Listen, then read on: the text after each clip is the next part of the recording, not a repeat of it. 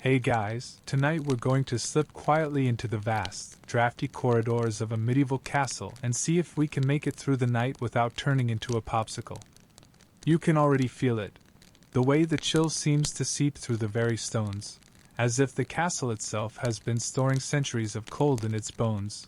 This isn't the kind of cozy Airbnb weekend getaway you'd see on Instagram. This is a fortress built for survival and defense. You probably wouldn't survive this first night, at least not without the kind of winter gear you left back home. So, before you get comfortable, take a moment to like the video and subscribe, but only if you genuinely enjoy what I do here. And while you're at it, tell me in the comments where you are listening from tonight, and what time it is there. Now, dim the lights, maybe turn on a fan for that soft background hum, and let's ease into tonight's journey together. The first thing you notice is how vast the Great Hall feels. It's dusk, the light outside fading to a blue so deep it looks almost liquid, and the torches along the stone walls do little more than cast long, restless shadows. The air carries a faint dampness, like a cellar after rain.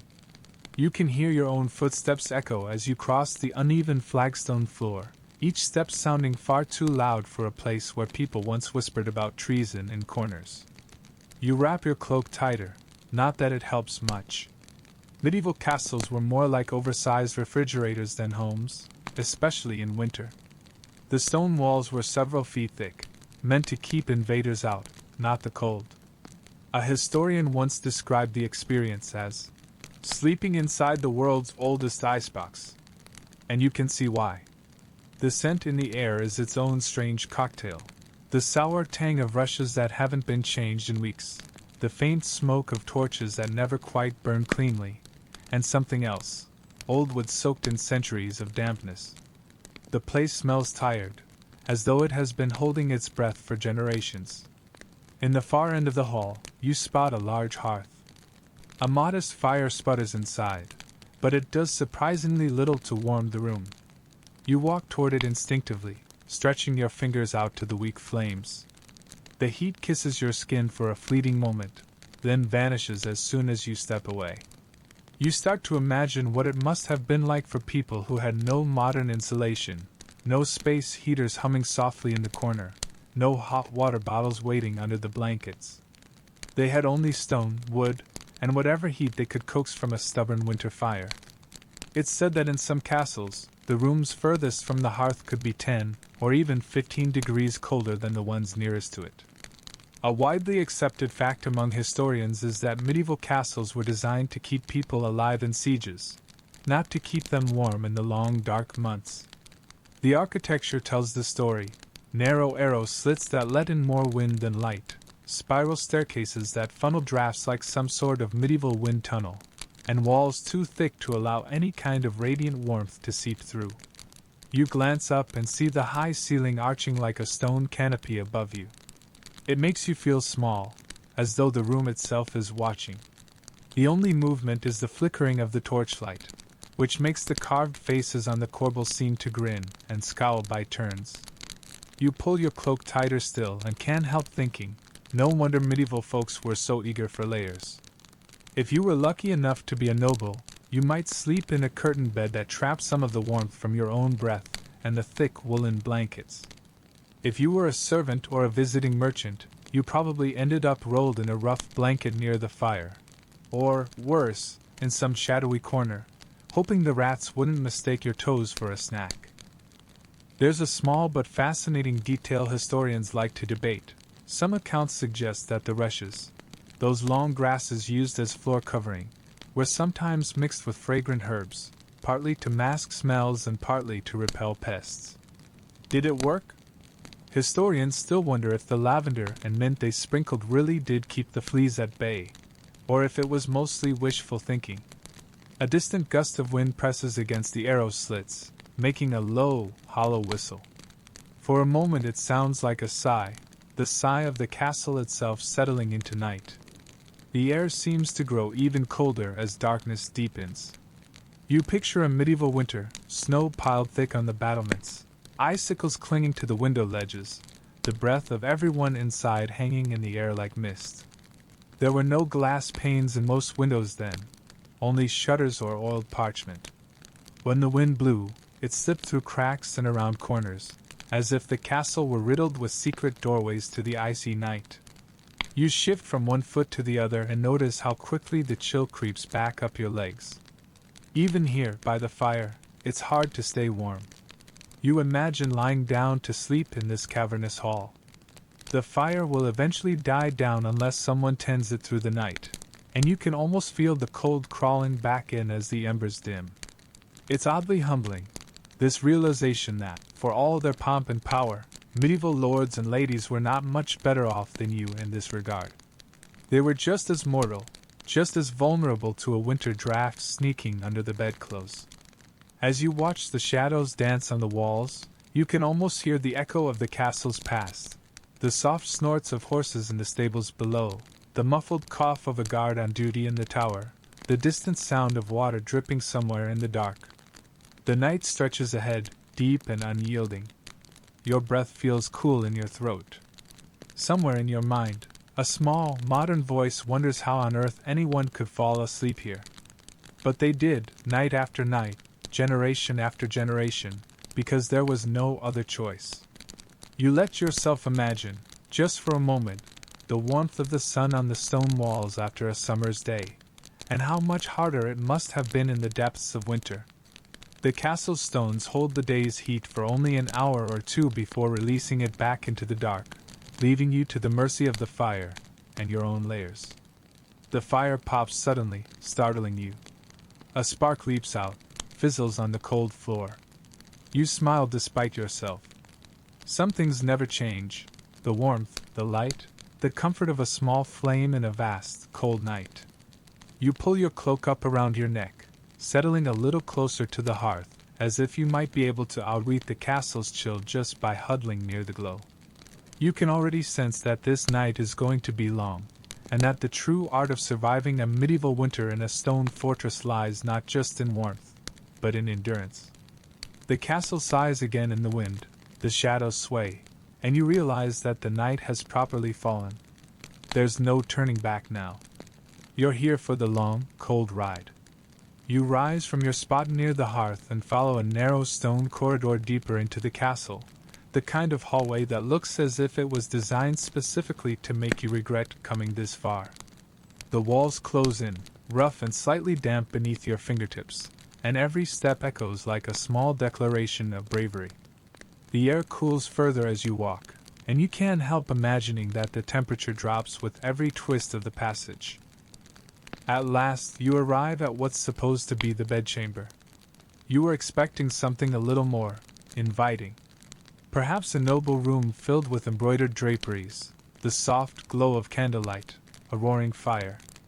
Instead, you find yourself staring at an enormous, drafty space dominated by a bed that looks more like a wooden stage with a mattress on top. There's a fireplace, thank goodness, but the fire inside it has long since sunk into a sullen bed of embers. You cross the room slowly, your footsteps sounding surprisingly loud against the cold wooden planks. The bed is raised high off the floor, which at first seems fancy until you realize it's mostly to keep you further from the damp ground and closer to whatever warmth there is in the air. And oh, those curtains! Heavy, dark, thick enough to stand up on their own. You tug one aside and instantly understand why they're there.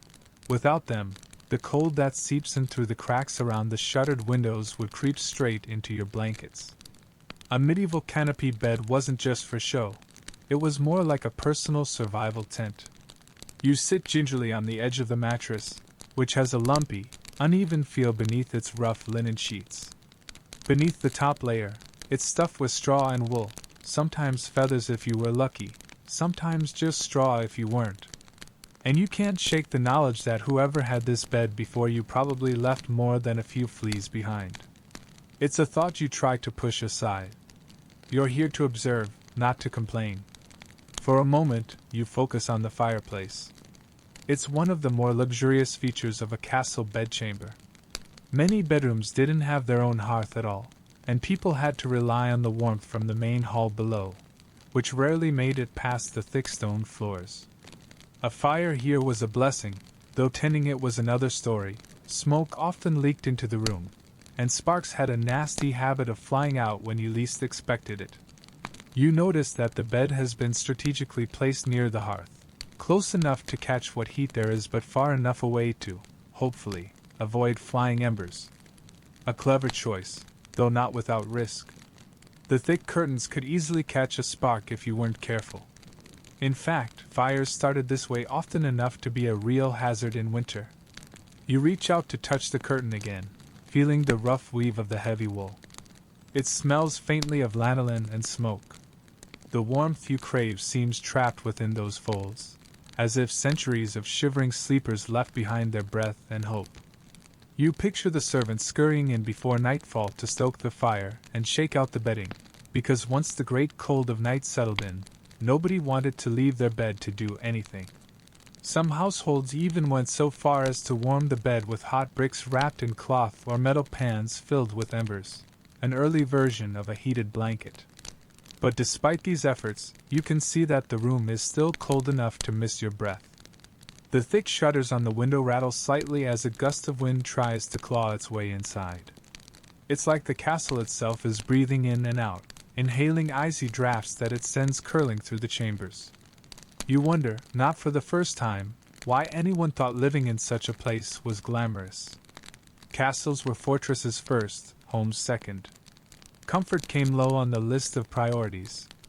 And here's a curious fact.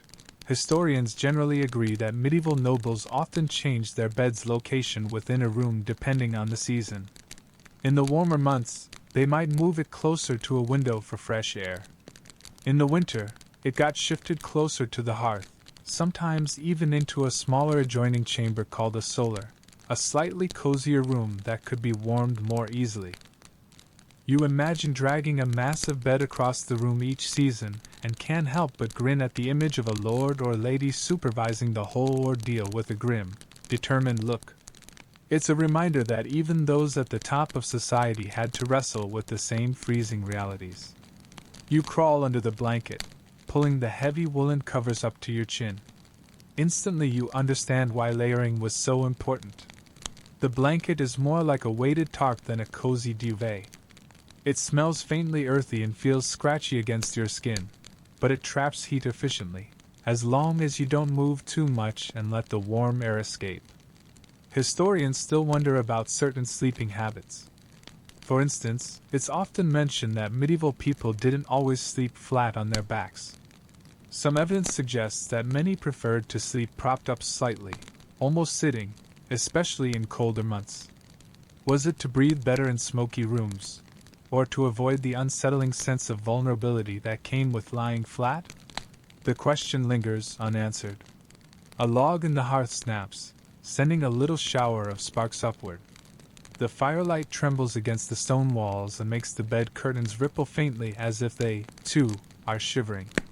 You burrow deeper under the blankets, breathing in their faint, musty scent. It's not luxurious, but it's oddly reassuring, like the embrace of something sturdy and unchanging. The room around you feels less like a bedroom and more like a fortified cocoon. Every surface, the thick curtains, the raised bed, the woolen sheets, seems designed with one purpose in mind, keeping the human warmth inside and the castle's endless cold outside. And yet you can still sense the drafts sneaking in around the edges. The castle never truly lets you forget where you are. Comfort is fleeting here, a small fire in an ocean of chill. As your eyes begin to adjust to the shifting shadows, you realize how dependent the medieval sleeper was on the people and tools around them. The servant who remembered to close the shutters tight, the firewood chopped and ready by the hearth, the simple curtain drawn at the right time. Survival in a medieval winter was a communal effort, even in the privacy of a bedchamber. You settle in, the blanket heavy on your shoulders, the warmth fragile but holding, for now. The castle creaks faintly as the wind brushes against its walls, and you feel the first real wave of drowsiness sneak in, like a timid guest who isn't sure they're welcome. In that moment, you understand why a bedchamber was never just a bedroom.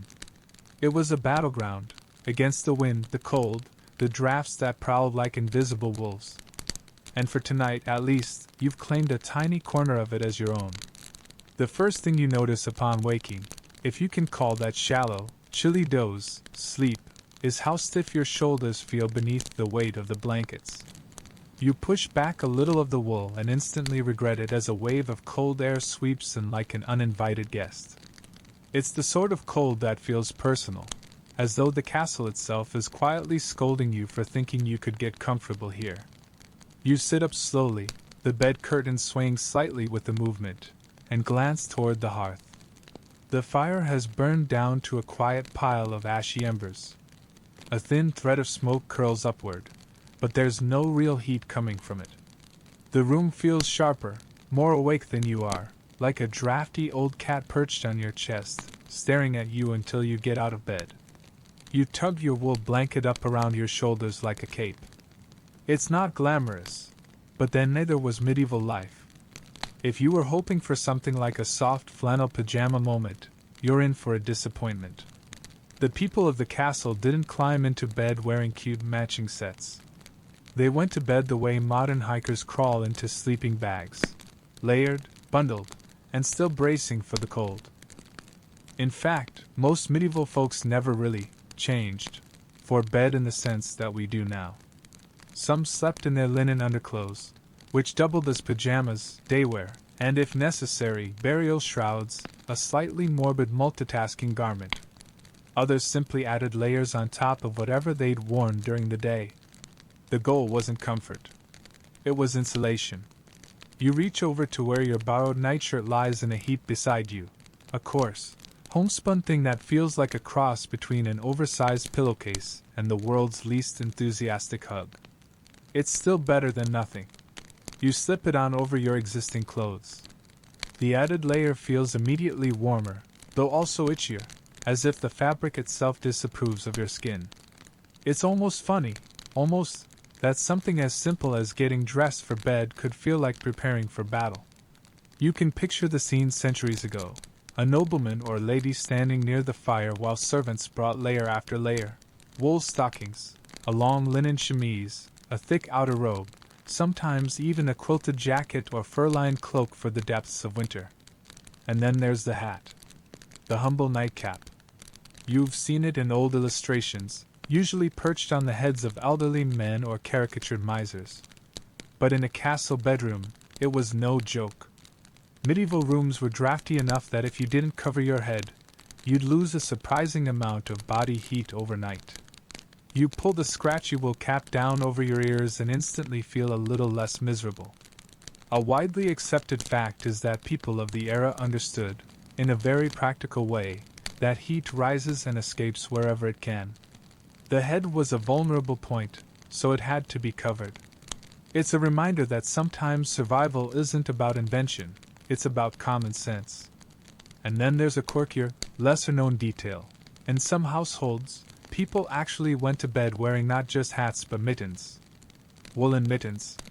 Some accounts even mention wrapping feet in cloth strips dipped in animal fat for extra insulation. You pause to imagine going to bed smelling faintly of mutton. Suddenly, the itchy shirt and the lumpy blanket seem downright luxurious.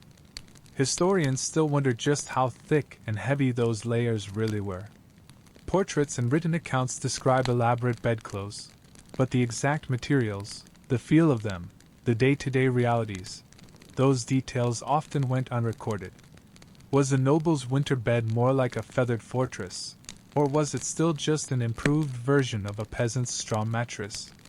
The truth is probably somewhere in between, and it leaves you with a strangely vivid sense of how much we take modern central heating for granted. You stand up carefully, your bare feet touching the wooden floor. The boards feel like ice. It makes you grateful, for a fleeting moment, for every rug you've ever walked across back home. You shuffle closer to the fireplace, still hugging the blanket like a cape, and prod at the embers with a long iron poker you found leaning nearby. A few sparks flare reluctantly, then settle back into their ash, as if to say, "You're on your own." You realize that getting through a medieval night was less about sleeping in comfort and more about surviving in layers. The bed wasn't just a piece of furniture. It was a strategy. And the body itself was part of that strategy. trapped, wrapped, swaddled like a precious ember against the cold. The thought makes you grin despite yourself.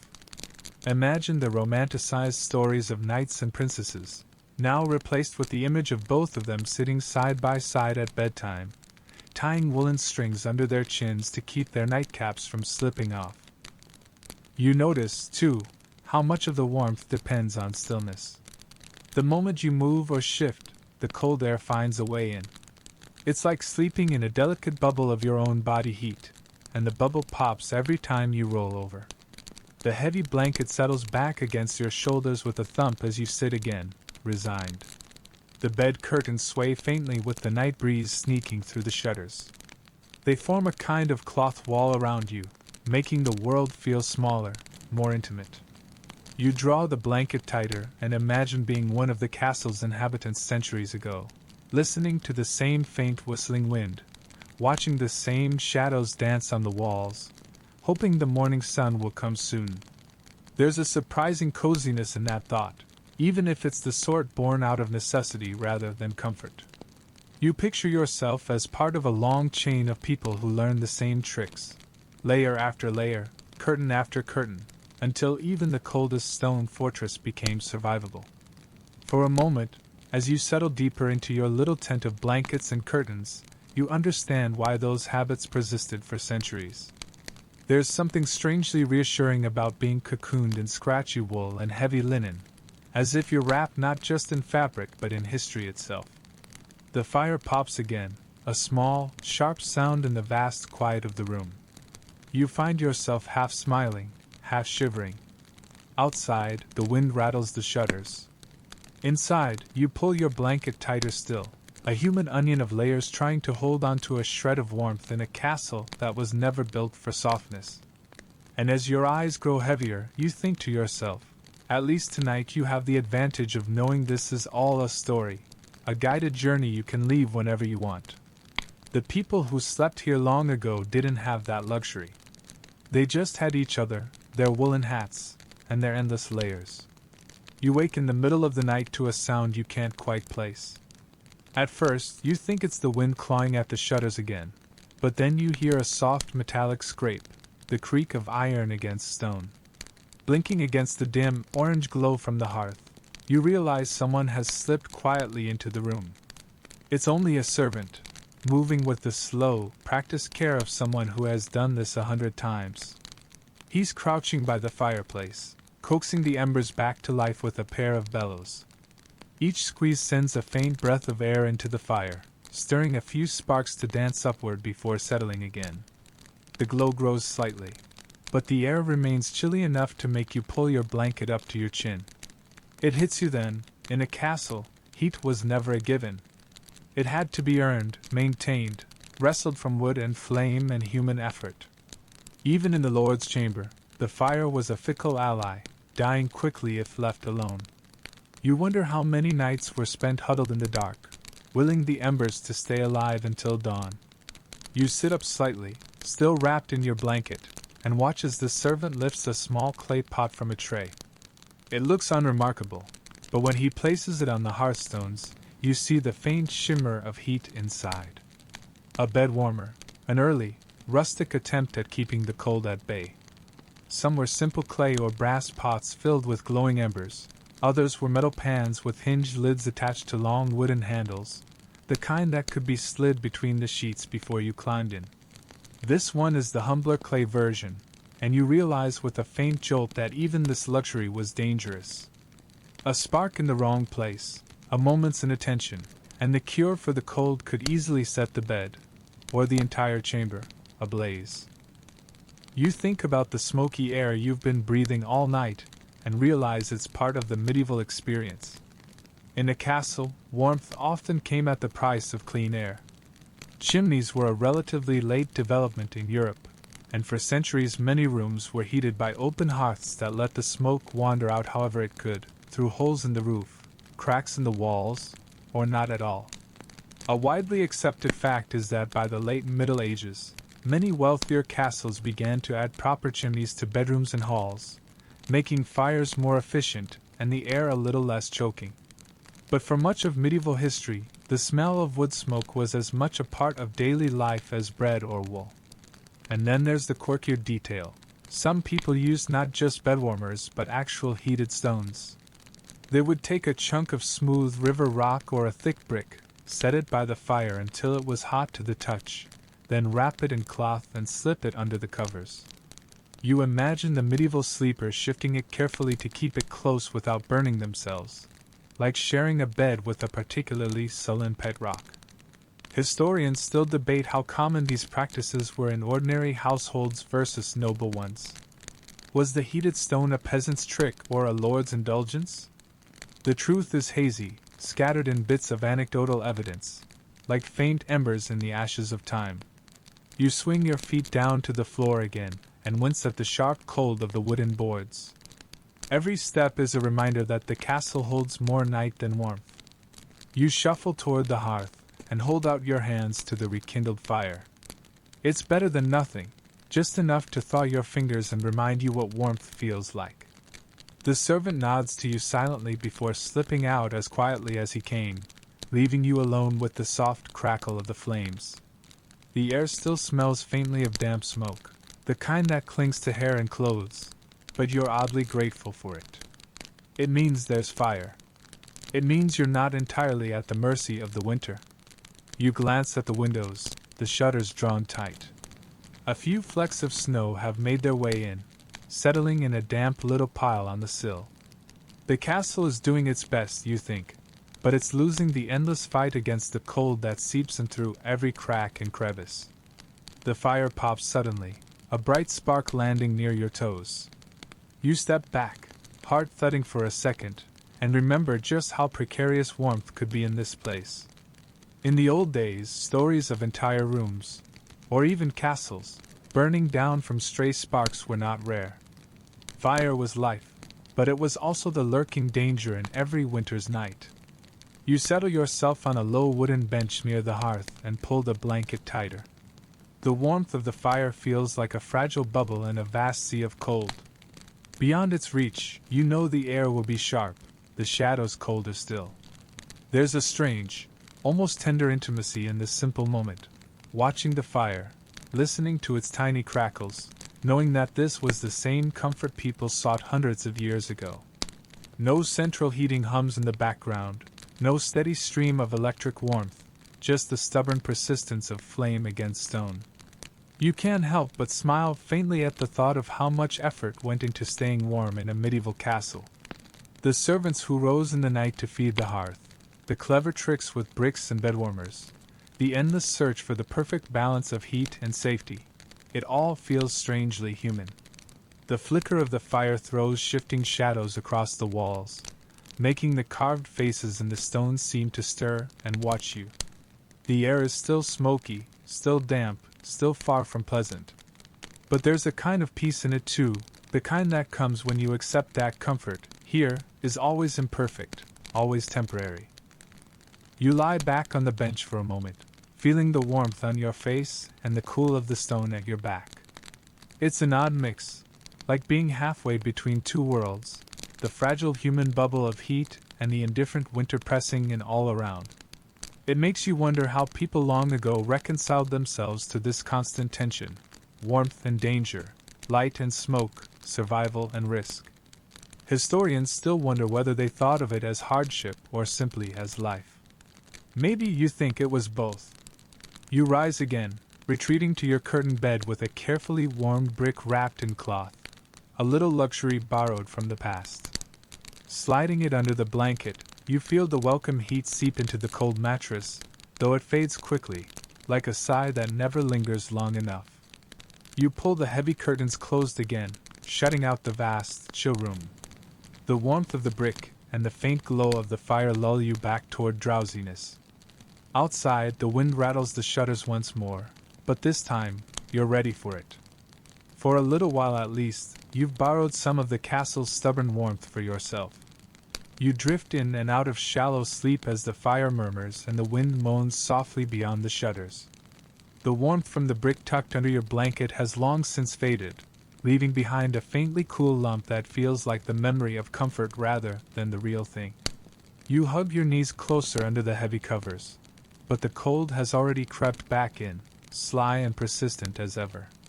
Just as you're settling into the idea that this is as good as it gets, you hear the door creak open. A soft shuffle of feet follows, more than one pair. You hold your breath for a second, only to realize it's not intruders or ghosts. It's people. Servants, perhaps a visiting cousin, a sleepy-eyed page boy with hair sticking up in all directions. They move quietly, as if used to this routine. Without asking or even glancing at you, they make their way toward the other side of the bed, pulling aside the heavy curtains to climb in. You blink in surprise, realizing with a faint jolt that you're about to share the bed. Not just the room, the bed itself. In a modern setting, this would be unthinkable. But here, in the cold and draft of a medieval castle, it's practical. Even noble families often shared beds, not just for companionship but because the collective body heat could mean the difference between a night of tolerable sleep and one spent shivering. You scoot over slightly, feeling awkward as the mattress dips under new weight. The curtain sways as it's drawn closed again, and the small, enclosed space grows noticeably warmer almost at once. There's something strangely comforting about the presence of others in the dark, even if you barely know their names. A widely accepted fact is that bed sharing was a common feature of medieval life. Travelers often shared beds at inns with strangers. Servants sometimes slept at the foot of their lord's bed. Even royalty occasionally shared with trusted courtiers or family members during long journeys. The idea of a private bed was a luxury few could afford. You shift slightly under the blanket and can feel the heat radiating from the people beside you, like small, living furnaces. It's oddly humbling to realize that no matter one's social rank, the winter cold could strip away notions of dignity and solitude. In the dark of a stone castle, everyone needed warmth. You also notice the faint rustling and scratching sounds coming from somewhere beneath the floorboards. It's not particularly loud, but once you hear it, it's hard to unhear. Something small, scurrying, mice, perhaps even a rat or two. You resist the urge to lift the blanket, deciding that ignorance is warmer. A quirky detail, often recorded in travelers' accounts, is that people sometimes invited dogs to share the bed as well. A loyal hound was not just a companion but a source of warmth, curling up against cold feet or snuggling between sleepers like a furry, snoring hot water bottle.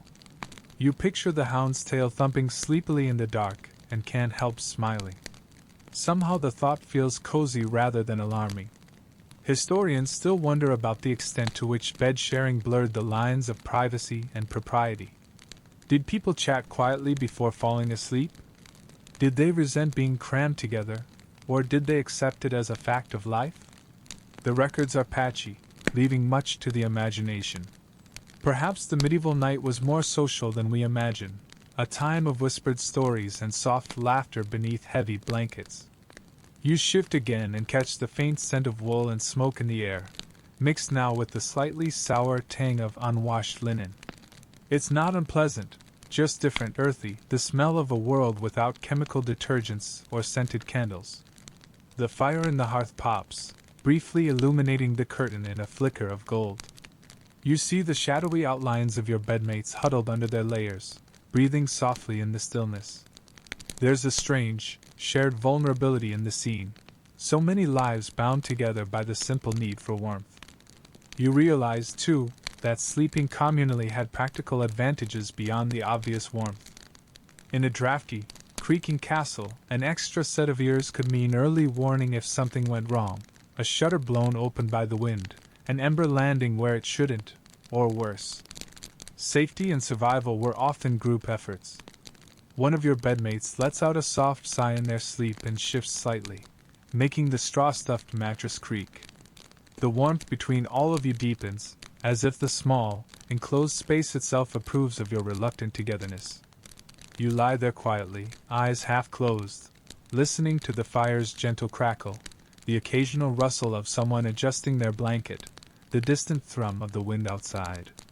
The soundscape of a medieval night is far from silent, alive with subtle noises that seem to wrap you in their presence. You think of all the countless nights like this in the past, in keeps and towers and village inns. How many strangers became temporary allies against the cold? How many families huddled together not out of affection but necessity? It's a thought that makes you feel strangely connected to those long-gone sleepers. A flicker of movement near the foot of the bed makes you tense for a moment, until you realize it's just a small shape settling down.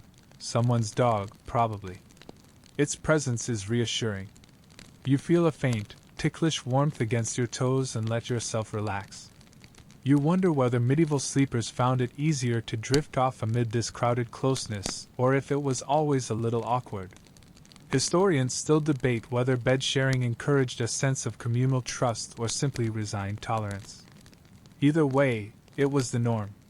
The warmth within the curtain feels richer now, almost cozy, the kind that seeps into your muscles and convinces you to stay still.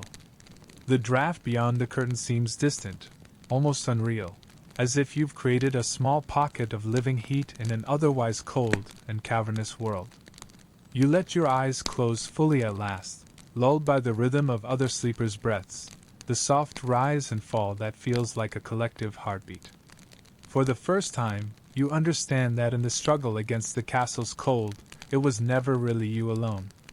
It was always a shared effort, a community of warmth in the face of the night.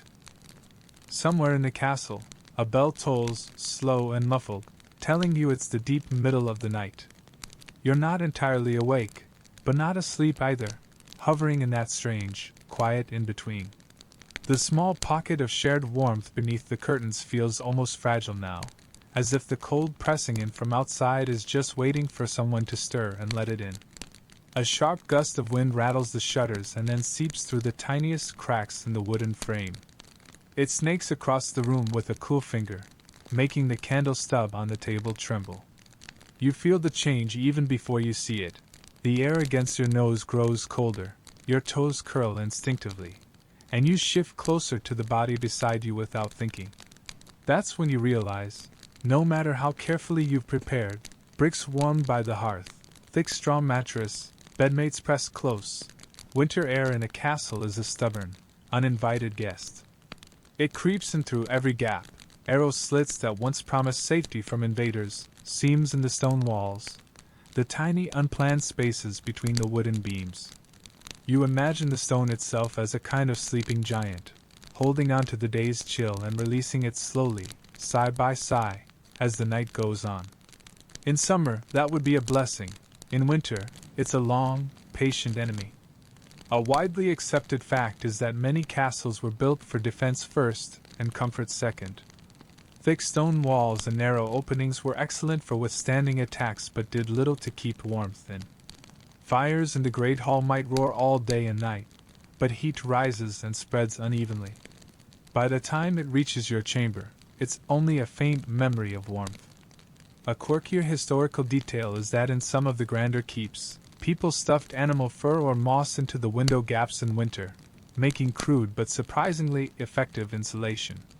The practice was so ordinary that it rarely made it into written records, until someone complained about the smell. Moss, after a few damp weeks, could take on a scent far more memorable than the chill it was meant to block. You shift again and pull the blanket tighter, wondering why the curtain around the bed still feels a little drafty. Then you notice that one edge of the fabric has slipped loose, leaving a narrow gap. Through it, you can see the pale gleam of moonlight across the floor and sense the way the cold air moves, slow but deliberate, across the room. You quickly tug the curtain back into place and feel a small, silly victory against the winter night. Somewhere in the distance, perhaps in the great hall below, there's a low, hollow clatter, like something wooden toppling against stone. A moment later comes a faint, annoyed voice, too muffled to understand. You picture a bleary-eyed servant tending the last embers of a dying fire, or maybe rescuing an overturned log before sparks escape. Life in the castle does not truly sleep. It dozes with one ear open. Historians still wonder about the actual temperatures in medieval chambers during winter. Some suggest that, even with a good fire in the hearth, a bedroom in a northern European castle might dip close to freezing overnight. Others believe that the combined warmth of fires, tapestries, and bodies in bed could keep the room tolerably cool but not deadly. There are no precise thermometers from the period, so every claim is partly guesswork, built from travelers' complaints, and the occasional note in a household ledger about how much wood was burned. The wind rattles the shutters again, and you can hear it whistling faintly through a high arrow slit. For a moment, you picture the castle as a living thing, snoring softly as it breathes in winter air, holding it in the vast cold chambers and sighing it out again into the night. You shift under the covers and notice how much difference a few small adjustments can make. A corner of the blanket pulled over your shoulder, the tilt of your feet toward the dog nestled near the footboard, the reassuring weight of the person drowsing on your left. Each tiny choice adds a thin layer of warmth. You find yourself wondering about all the other sleepers in the castle tonight. The guards dozing in their cloaks near the wall walk, the kitchen boys curled up near the dying warmth of the ovens, the lady in the next chamber with a goose feather quilt far softer than yours. The winter cold touches them all, no matter their rank. That thought is strangely comforting. The wind may be uninvited, but it doesn't play favorites. A small but persistent itch develops at your ankle where the rough wool of your blanket rubs against bare skin. You resist the urge to scratch, reminding yourself that warmth and comfort often came at the price of softness in the medieval world. There were no fleece throws, no central heating humming quietly in the background, just layers of coarse wool, smoke-scented furs, and the occasional brick of baked clay. You tried to listen past the cold, past the sigh of the draft. Beneath it all, you can still hear the low breathing of your bedmates, and the gentle thump of the dog's tail as it dreams. The sound settles your nerves, reminding you that the night is shared, that the cold is just another part of the story and not a personal enemy. You breathe in slowly, out again, letting your body relax into the rhythm of the old castle's winter night. Somewhere in the back of your mind, you think of how many centuries have passed with people lying just like this, half awake, half asleep, tugging at blankets and pulling curtains closed against the invisible touch of cold air. You wonder, idly, if they sometimes found this struggle oddly comforting, the way you do now. The night outside is vast and frozen, but here inside, the warmth you've pieced together feels intimate, almost defiant. The fire in the hearth lets out one last sharp crackle before subsiding into a faint orange glow. Its light flickers across the curtain for a moment, then dims. You imagine the logs collapsing inward like tired shoulders, giving up the last of their stored summer heat. The castle, too, seems to settle a little deeper into its sleep. The wind still hums through the arrow slits, but the walls no longer creak, the floor feels still beneath you. You sense, rather than hear, the great weight of stone above and around you, patient and unmoving, as if the castle itself is dozing alongside its people. You curl slightly under the blanket, nose tucked beneath the coarse wool, letting your breath warm the small pocket of air there. Your eyelids grow heavier. Outside the window, the moon slips behind a cloud, and the faint silver glow on the floor disappears, leaving only the soft, uncertain dark. For all its drafts and rattling shutters, the castle has become a cocoon of sorts, a fragile, flickering one, but a cocoon nonetheless, holding you through the deep hours of the winter night. You wake before dawn, though it's hard to say why. Perhaps it's the faint gray light creeping through the shutters, or the subtle shift in the air that hints the fire in the hearth has burned itself down to a few last sighing embers. Perhaps it's simply the castle itself stirring. Walls that groaned and shivered all night now seem to stretch a little, as if relieved to feel the edge of day approaching. You blink in the dimness and realize the warmth you clung to through the night has ebbed away. The dog at the foot of the bed has already slipped off to chase breakfast scraps somewhere, leaving behind a cool dent in the blanket. The bodies beside you are still, slow-breathing shapes, each wrapped tight in their own cocoon of furs and coarse linen. The air outside the bed curtain feels sharper now. When you reach out a tentative hand, it brushes the edge of the wooden bed frame and feels faintly damp with condensation. Overnight, the warmth of your breath and that of your bedmates has met the cold breath of the castle stone, and the two have made a truce in the form of a thin film of moisture. You pull your hand back under the covers, shivering as if you've touched the edge of a frozen pond. The pale gray light leaking in through the shutters is just enough to reveal the outlines of the chamber. The chair by the hearth draped with yesterday's garments, the rough-hewn table, the iron poker leaning askew in the grate. The fire is reduced to ash and a few glowing coals, like eyes half closed in sleep. A widely accepted fact is that mornings in a medieval castle were often colder than nights. Fires that had burned through the dark hours could not keep up with the winter chill as it seeped back in. Servants were usually the first to rise, padding barefoot or in rough slippers to coax the embers back to life, blowing patiently until sparks awoke. For most people, the hardest part of the day was simply leaving the bed. You lie still for a while longer, savoring the small pocket of trapped warmth you've created, even as you feel it slipping away. There's something strangely universal about this moment. The reluctance to face a cold morning, the silent wish that the world might pause a little longer so you can stay cocooned in your imperfect comfort. The castle itself seems to echo that mood. No one is yet bustling in the halls. The air is quiet but for the occasional muffled sound from far below, a door creaking open, a bucket clanking against the stone step, the first faint stirrings of the kitchen fires being rekindled. A quirky detail is that some households in particularly bitter winters relied on heated stones or even iron bed warmers, shallow pans filled with hot coals, to chase away the morning chill. These were slid beneath blankets before people rose, warming a patch of the bed like a promise of comfort. But left too long or handled carelessly, they could scorch the sheets or fill the air with a smoky tang.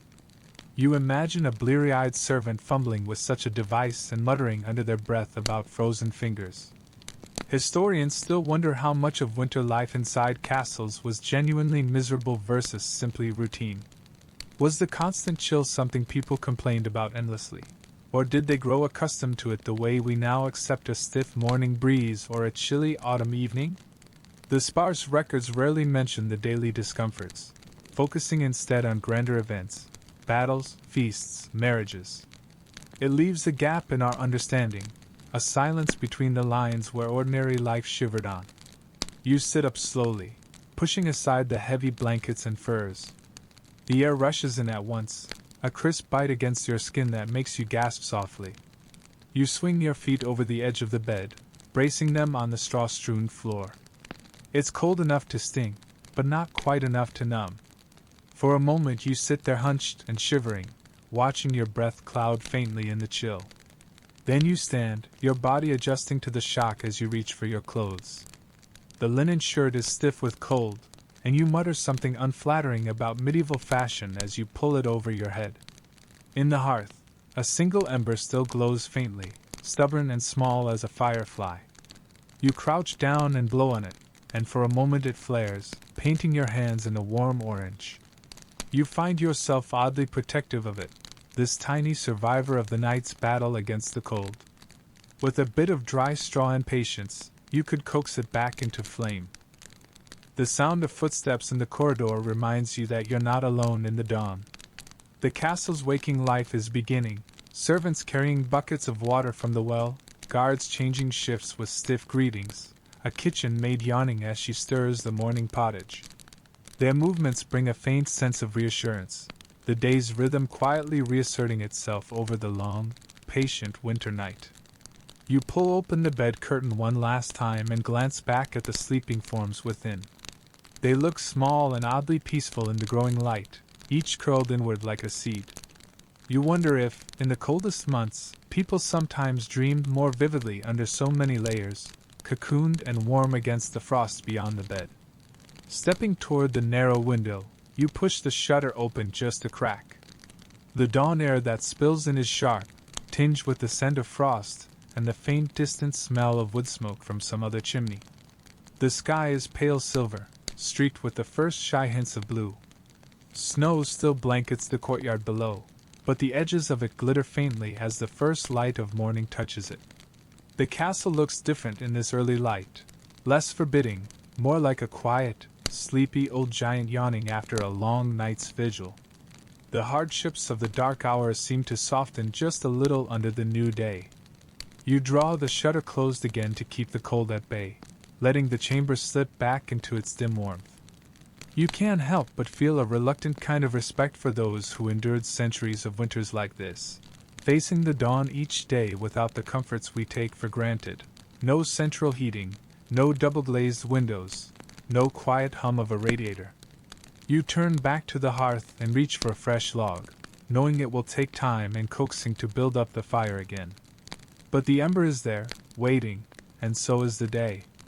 In this moment, you understand that the people who slept in these castles were not just surviving the cold, they were sharing a timeless human ritual. The long night's surrender to sleep, the slow return to wakefulness, the small daily triumph of greeting the morning despite the chill. You smile faintly at the thought as you kneel before the hearth, gently feeding the ember with dry straw and watching the first fragile lick of flame spring up in the gray half-light of dawn. Now, as the scene in your mind begins to settle, let yourself drift a little further from the drafty castle and closer to the soft rhythm of your own breathing. The long night has passed. The ember in the hearth glows steadily, and the morning sun waits patiently just beyond the shutters. Take a slow breath in, noticing the way your chest rises gently, as if mirroring the sleeping forms you left behind beneath the heavy blankets. Let that breath slip out again, long and easy, as though it carries with it the last traces of the night's cold. You no longer need to brace yourself against the winter air or huddle beneath rough wool. The modern room around you is calm, steady, and safe. You can let your muscles unclench, let your shoulders fall just a little heavier into the surface beneath you. Imagine, if you like, the castle fading into a soft watercolor wash, the stone walls becoming pale and hazy, the cold wind outside becoming no more than a distant hush. What remains is the sense of a slow, patient heartbeat, as if the world itself is breathing with you. Another breath in and out. You picture the faint warmth of that ember in the hearth, glowing gently without need of tending now, a tiny point of light in the gray dawn. The warmth it gives off is quiet, steady, unhurried. Let that glow be the last image you hold tonight, simple and small, but constant, like a quiet promise that warmth will always return after the cold, that morning always comes after the long night. Breathe in one more time, slowly and without effort. Breathe out, letting the weight of the day slip away. End of script. Sweet dreams.